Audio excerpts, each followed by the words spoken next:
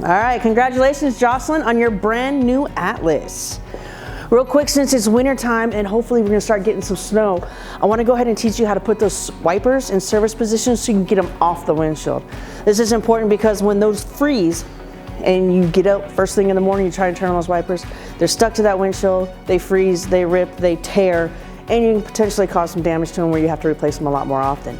As you notice up in the front, you can't just pull them out because they'll hit your head and you definitely don't want to scratch that brand new paint job. So if you go ahead and jump on in the vehicle, I'll show you how to do it. All right, Jocelyn, what you want to do is go ahead and start the vehicle, press the brake, push the button.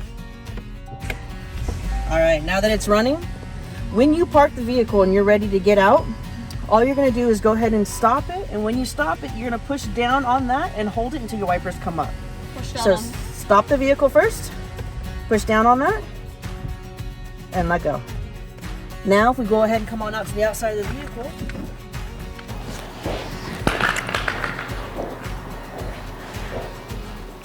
you can go ahead and reach on over and pull them out to get them off of that windshield. Perfect, and you are all set. That'll keep your wipers in perfect condition for the remaining of the winter.